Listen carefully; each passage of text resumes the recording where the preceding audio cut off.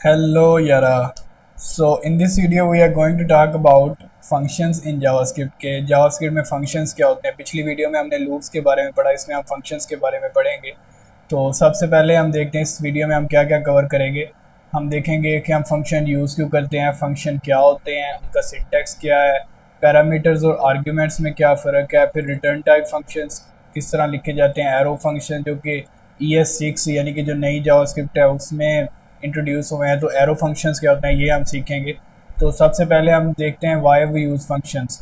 तो इसको हम इसलिए यूज़ करते हैं ताकि जो हमारा कोड है उसको हम रीयूजेबल बना सकते हैं। लाइक अगर हमारे पास 10 बटन है पूरे अपने पेज के ऊपर और हर बटन का एक ही काम है, तो क्या हम हर बटन के लिए लहदा कोड लिखेंगे? नहीं, हम एक फंक्शन बना देंगे जिसमें हम एक कोई बटन है वो ऐड कर रहा है, 10 बटन है जो ऐड कर रहे हैं, तो हम फंक्शन बना देंगे जो कि दो नंबर्स ले और उनको ऐड करें, तो हर बटन पे वही फंक्शन हम कॉल करेंगे। तो इसलिए हम फंक्शन यूज़ करते हैं ताकि हम अपने कोड को रीयूजेबल बना सकें।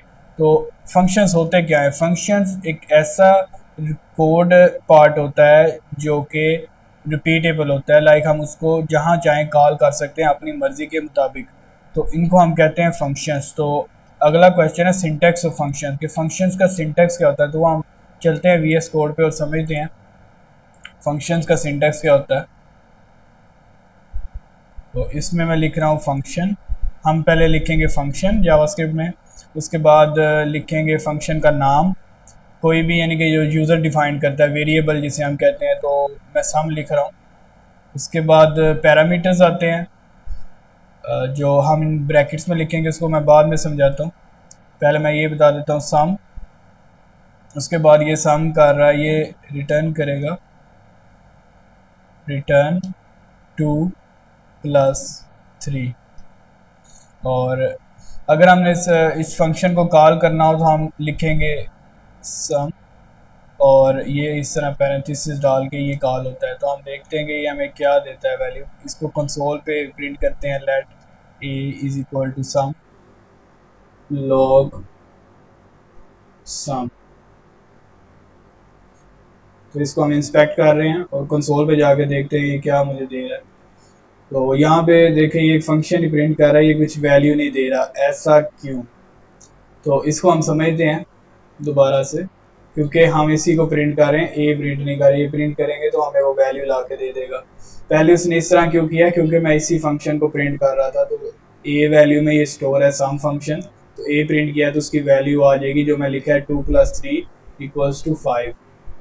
ओके, तो फंक्शन का सिंटैक्स क्या है?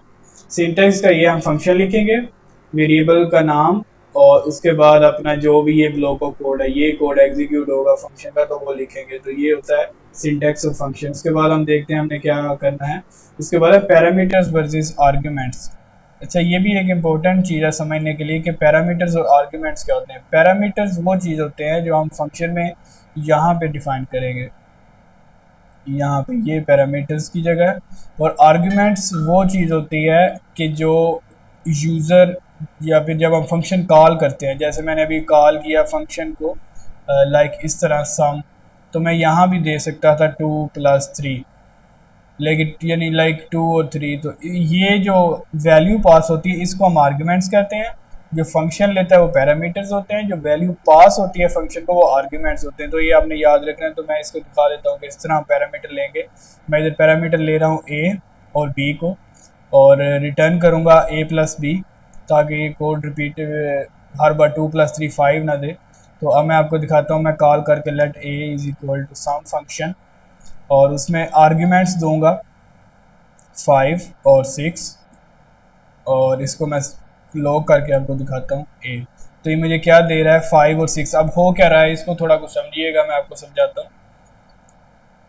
हो कुछ यूँ रहा है कि अब मैंने ये फंक्शन कॉल किया सम 5 6, ये पहला आर्ग्यूमेंट है, ये दूसरा आर्ग्यूमेंट है, ये गए इस फंक्शन के पास, ये सम फंक्शन के पास, और पहले आर्ग्यूमेंट ए की वैल्यू होगी 5।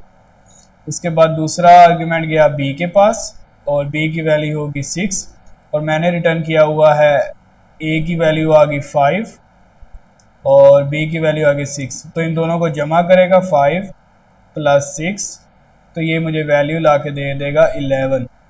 मैं इसको मल्टीप्लाई भी कर सकता हूँ, जैसे a मल्टीप्लाई बाई b, ये मुझे 30 दे देगा। 5 मल्टीप्लाई 6 इज़ 30।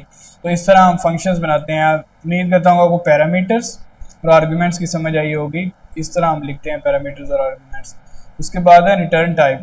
तो अगर मैं यहाँ से लाइक कुछ रिटर्न नहीं कर रहा तो ये रिटर्न टाइप नहीं होंगे। अभी ये फंक्शन रिटर्न कर रहे हैं। रिटर्न का मतलब है कि अगर हम एक फंक्शन लिख रहे हैं और हमें उसमें से कोई डाटा चाहिए, कोई चीज़ चाहिए, तो हम उसमें रिटर्न कीवर्ड डालते हैं जिससे वो हमें वो वैल्यू ला के दे दे। अगर मैं यहाँ पे रिटर्न नहीं डालता तो देखते हैं मुझे क्या देता है। तो ये मुझे दे रहा है अनडिफाइंड, लाइक उसे नहीं पता कि क्या रिटर्न करना है, क्या डाटा देना है। तो इस तरह फंक्शंस काम करते हैं विद द रिटर्न टाइप। तो उसके बाद है एरो फंक्शन, जो कि ES6 का फीचर है, लाइक जो जावास्क्रिप्ट 2019 के बाद आई थिंक इंट्रोड्यूस हुई है, उसका फीचर है एरो फंक्शंस। तो वो भी लिख के देखते हैं वो किस तरह होते हैं। इसको मैं लॉक कर देता हूँ। उसमें हम एक बनाते हैं लेट मल्टीप्लाई का बना, या आई थिंक डिवाइड का बनाते हैं function. Let divide is equal to, उसमें हम लिखते हैं ये इस तरह, इसका दो brackets, equal to, greater than and then brackets. ये है एरो फंक्शंस का सिंटैक्स। और उसमें चीज़ वही है, इधर भी हमने एक वेरिएबल लिया और एक फंक्शन, ये उसके पैरामीटर्स यहाँ पे आएंगे और ये उसका एरो फंक्शन है। तो मैं पैरामीटर ले रहा हूँ a, b, और डिवाइड करना है तो मैं रिटर्न कर रहा हूँ a डिवाइडेड बाई b। और इस फंक्शन को अगर कॉल करना है तो एक वैल्यू बना देता हूँ variable, let division equals to divide function चलेगा। और उसमें मैं अपने आर्ग्यूमेंट्स दे रहा हूँ, कोई भी दे सकता हूँ, लाइक 40 डिवाइडेड बाई 20। तो ये क्या वैल्यू दे रहा है उसको मैं लॉग करके देखता हूँ। डिवीजन, और सॉरी डिवीजन, तो ये मुझे वैल्यू ला के दे रहा है 2। अब ये 2 वैल्यू किस तरह आ रही है उसको थोड़ा हमें समझना पड़ेगा।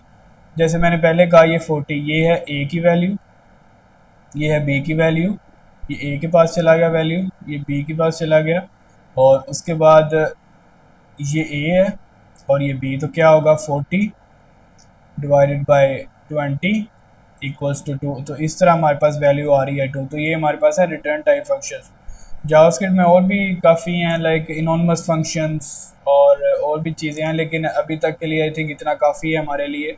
इसके बाद हम I think document object model अगर सीखते हैं तो उसमें हम आगे जाके प्रोजेक्ट्स बनाएंगे। तो subscribe this channel, like this video. अल्लाह हाफिज़।